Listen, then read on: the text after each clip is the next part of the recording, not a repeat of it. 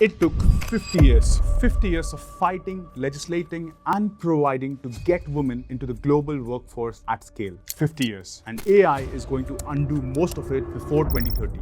Think about it, what that actually means. Think about your mom's job or your sister's or the woman down the street who spent 20 years fighting to get taken seriously at work. Customer service, admin, payroll, medical records. The jobs that were always there when every other door was closed. And then the Brookings Institution just finished a study. They looked at 6 million workers who are about to lose their jobs due to AI, and they won't be able to find anything else. They are too old to retrain, and they don't have enough savings to wait it out. And in towns where there is nothing else to go to, 86% of those 6 million people are women. And if you are under 30, let me paint the picture for you. Junior developing hire dropped by 50% in the last 2 years. New graduates are 7% of tech hires. Half of the people your age is saying that AI made their degree worthless before they even had a chance to use it. You did everything right. The game was already over before you showed up. Something is not right, and I'm going to show you exactly who made it this way.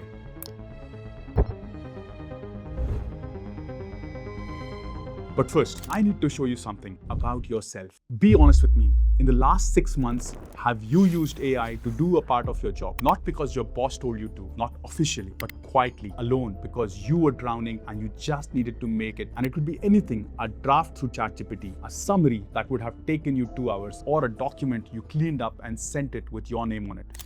And your manager said that it was some of your best work. I started finding this everywhere.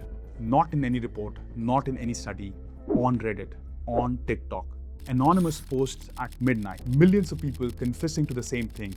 In fact, one person wrote that my company wants 3x productivity for the same pay. So, I'm giving them 3x AI productivity. When I read this, I sat with that for a long time, because that person who thinks he is surviving, he is not. Every document they produce using AI, or every summary or every draft, is a proof that his job doesn't need a human to do it. They are not outsmarting anyone. They are writing the case for their own firing for free because they are scared. Think about how this actually works. Company decides they need 3 times the output with no extra pay. Workers are secretly using AI to hit that number, and output is better than anything they have ever produced before. And someone in a boardroom has a document open who is evaluating and understanding that the work can be done without a person, because you handed them that document without knowing and without meaning to, just so that you can make 1 more month. The target at your company right now is not set by what a human being can do. It is set by what a machine can do. And you just proved the machine can do it.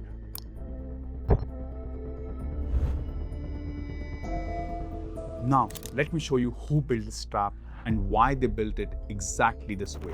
Jack Dorsey, he runs a company called Block. You might know it as Square. This is a payments company which is behind millions of small businesses. And in February 2025, Dorsey fires 4,000 people. Nearly 40% of his workforce gone. The stock goes up by 24% and Morgan Stanley upgrades him. In fact, Goldman Sachs raises his price, $2.3 billion added to his company's value before lunch for a layoff. His explanation to the world is that 1 person plus an AI equals 2 people. But I went back through the actual numbers. In 2019, Block made $187,000 in gross profit for every employee they had. By 2023, that number collapsed to only $120,000. That's a 36% fall while revenue was growing. That is not what a company transforming itself with AI looks like. That is what a company that spent 4 years making terrible decisions looks like. And their history is insane. In fact, Dorsey signed $300 million worth of deal for a music platform with only 4 million users, a $29 billion acquisition that produced $3.3 billion in write-downs, and a Web3 project that consumed years of engineering work and shipped nothing. They had consistent investments without an output to show for, and that is the true story why there was so much layoff. In fact, one anonymous employee posted after the cuts that they still have more employees after the 40% cut than they did in 2020. Dorsey didn't transform his company with AI. He cleaned up his 4 years of mess by investing or buying different companies and put an AI costume to clean it up, and Wall Street paid him $2.3 billion for that performance. And I thought, okay, maybe this is just one reckless CEO who got lucky with the timing. So I kept looking, and what I found was that the same play is being run at different companies. And then I found something I genuinely could not believe when I saw it. In the US, if your company is going to fire a large number of people, the law says that you have to file a form with the government first. This is called the WARN Act, an official paper trail. Before you fire thousands of people, you have to tell the government. Before we continue to the next part of the story, it would mean the world to us if you consider supporting this small channel. You just simply have to like, subscribe, and share this video with anyone that you feel this content is relevant. And share your thoughts in the comment down below. I intend to reply to all of your comments. Back to the story.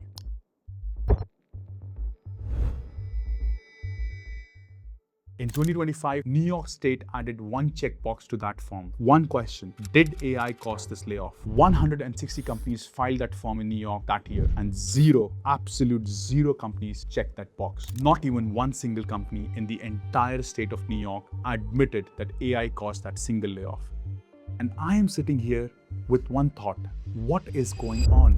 Because those exact same companies, that exact same executives were on calls with investors telling them that AI was transforming their business. It was delivering record efficiencies and cutting costs down. It is changing everything. I went through some more details and understood that one company told the investors that we are cutting headcounts by using AI tools. This is going to deliver absolute margin expansions. And another company said that headcount reduction is directly linked to the AI deployment. Headcount, that's people, that's someone's job, and that's someone's life.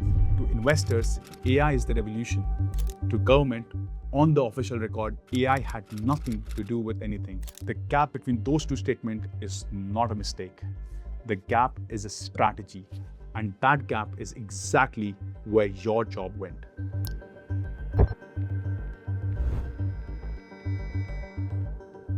And then I hit Intel. And this is the part of the story that genuinely got me angry. Here's how the story plays out. A government decides AI and tech are the future. It takes public money, your taxes, and hands billions of dollars to these major corporations.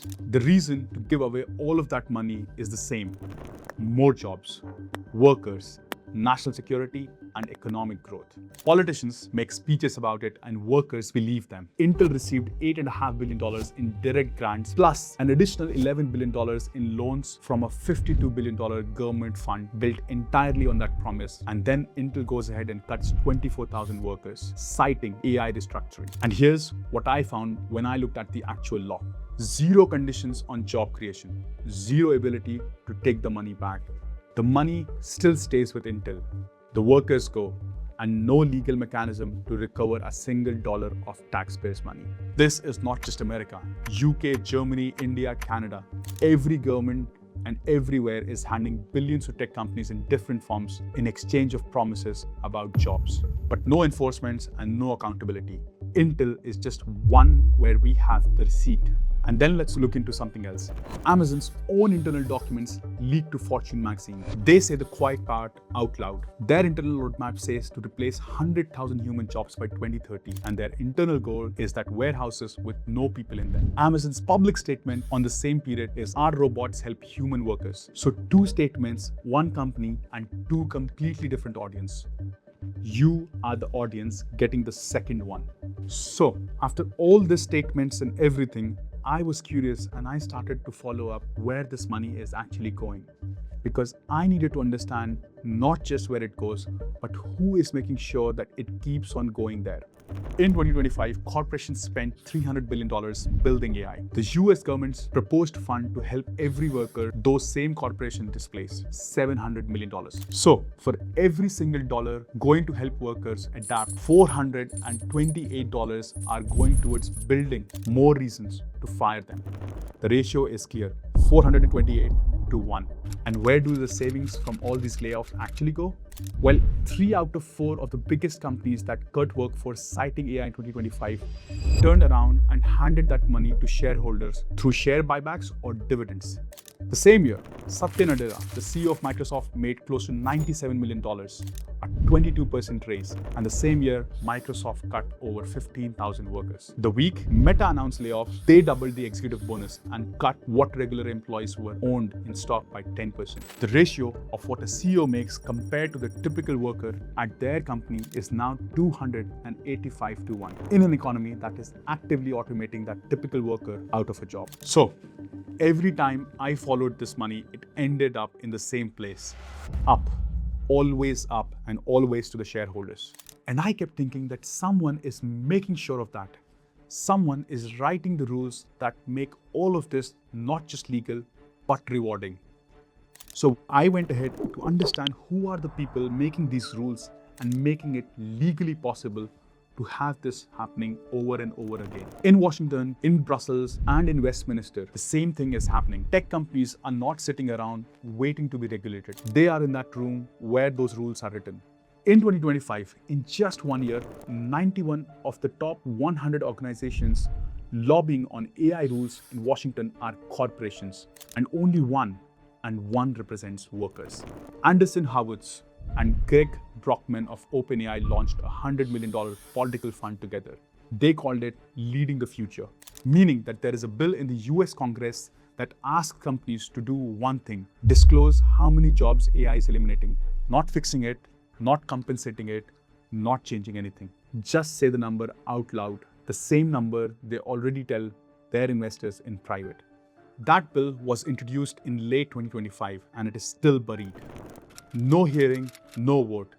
This is not just America. The EU has passed AI rules, but none of them are protecting the jobs. India has no AI employment policy at all. And the UK has been running a consultation on AI and work for 2 years with no outcome to show for. Everywhere the story is the same, that the companies are spending billions on AI are the same companies spending hundreds of millions of dollars making sure no government can hold them accountable for what it does to the workers. The checkbox is blank because the people who profit from it being blank wrote that form. That is not a conspiracy. That is just who showed up to that meeting and who didn't.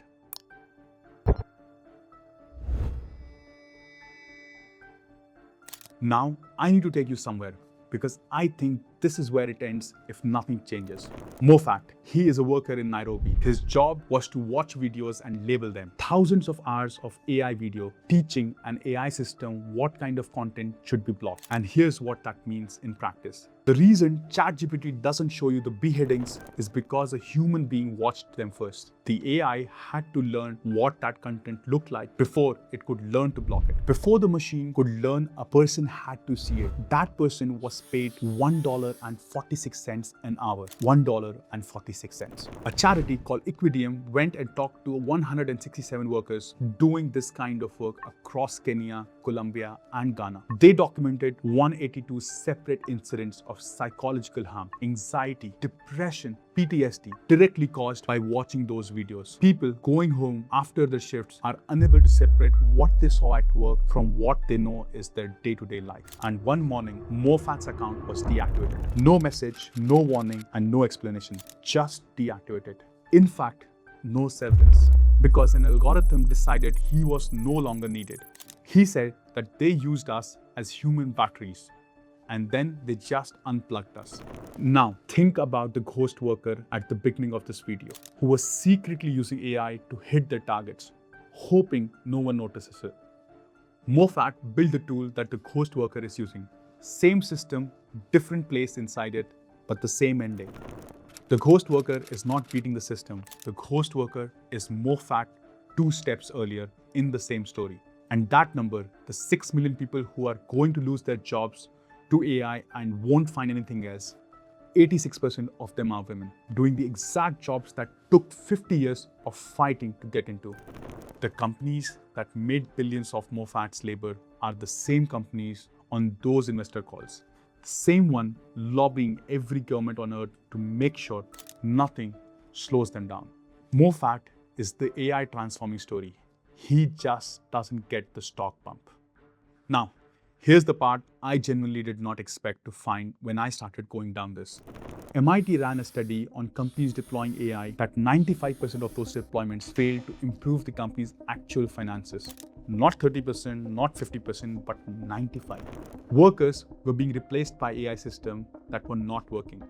Goldman Sachs' own chief economist said that AI boosted the US economy basically by zero in 2025.